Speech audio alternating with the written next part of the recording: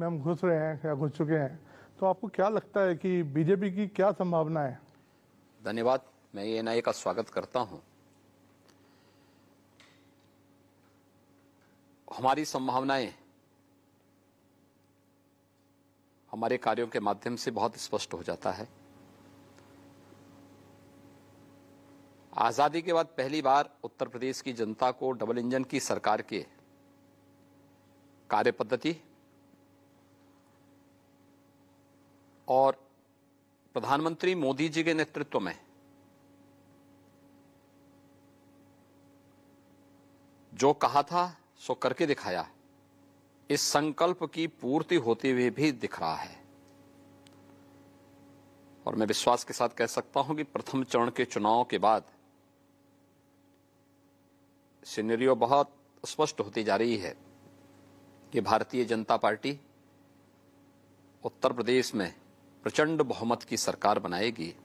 अब कोई संदेह इसमें नहीं होना चाहिए। अखिलेश जी कह रहे हैं कि आप लोग ठंडे पड़ गए हैं इस फेज के बाद। जनता ने पहले चरण में उन्हीं लोगों को ठंडा कर दिया है। हम लोग तो जो पहले थे वही आज भी हैं। जनता के बीच में जा रहे हैं अपने मुद्दों को लेकर के। अपनी बात को जब काम और सोच ईमानदार है तो काम भी दमदार तरीके से हुए हैं और उसी दमदार तरीके से बोल भी रहे हैं। तो विपक्ष कहता है कि आपके पास मुद्दे नहीं है, रोजगार पे आप बात नहीं करते, डेवलपमेंट पे आप बात नहीं करते। देखिए, भारतीय जनता पार्टी ने चुनाव के लिए अपना लोक कल्याण संकल्प पत्र जारी कर दिया है। लोक कल्याण संकल्प पत्र राष्ट्रवाद को लेकर, प्रदेश के समग्र विकास को लेकर, गरीब कल्याण को लेकर के पूरी ईमानदारी के साथ लागू हुआ है, लागू होगा। प्रधानमंत्री मोदी जी ने देश के अंदर भारत की राजनीति के एजेंडे को बदला है। पहले जाति, मत, मजहब, परिवार के इर्द गिर्द बनी भारत की राजनीतिक व्यवस्था आज विकास पर, सुशासन पर, गांवों के लिए, गरीब के लिए, किसान के लिए, नौजवान के लिए, महिलाओं के लिए, इन सभी मुद्दों पर चर्चा का विषय बना हुआ है। और प्रधानमंत्री मोदी जी के जी विजन के अनुरूप उत्तर प्रदेश में कार्य भी हुआ है। और अगले टेन्योर के लिए जो संकल्प पत्र हमने जारी किया है, संकल्प का विकल्प नहीं होता। ये भारतीय जनता पार्टी की जनता के प्रति प्रतिबद्धता को दर्शाता है। और भारतीय जनता पार्टी ने अपने संकल्प पत्र को विकास से जुड़ा हुआ, आस्था के सम्मान से जुड़ा हुआ, गरीब कल्याण से जोड़ करके वह भी जारी किया है।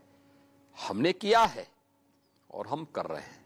सर, तो फिर ये मुद्दे कहां से आते हैं कि अली के साथ हैं, बजरंगबली के साथ हैं, 80 के वर्सेस 20? ये क्रिया की प्रतिक्रिया है।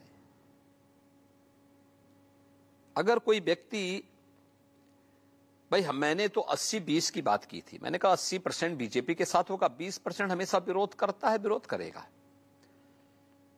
हमने जाति, मत, मजहब की बात नहीं की थी।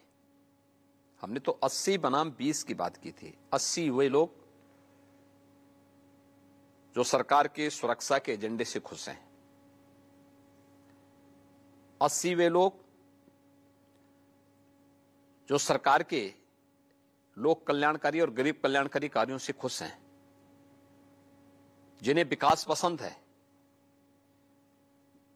जिन्हें राज्य सरकार के द्वारा पारदर्शी तरीके से ईमानदार भर्ती की प्रक्रिया के माध्यम से अपने कार्यक्रमों को आगे बढ़ाने का अवसर प्राप्त हुआ है।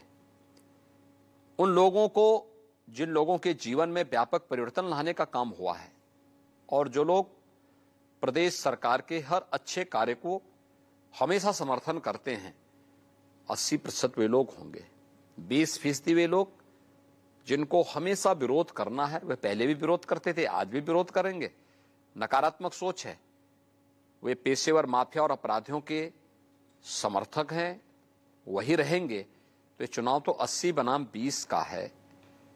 लेकिन मैं कह सकता हूं कि पहले चरण के मतदान के बाद स्पष्ट हो चुका है कि वास्तव में चुनाव 80 बनाम 20 का ही है। 80% से अधिक समर्थन भारतीय जनता पार्टी को प्राप्त हुआ है और 20% जिसको विरोध करना था, जो वैक्सीन का विरोध करता है, अपराधियों के खिलाफ कार्रवाई का विरोध करता है, महिला सुरक्षा का विरोध करता है, गरीबों को दी जाने वाली अन्य योजना का विरोध करता है, हर एक जनपद एक उत्पाद की योजना का विरोध करता है, एक जनपद एक मेडिकल कॉलेज का विरोध करता है, एक्सप्रेस हाईवेज का विरोध करता है, वे हमेशा विरोध करते थे, विरोध करेंगे।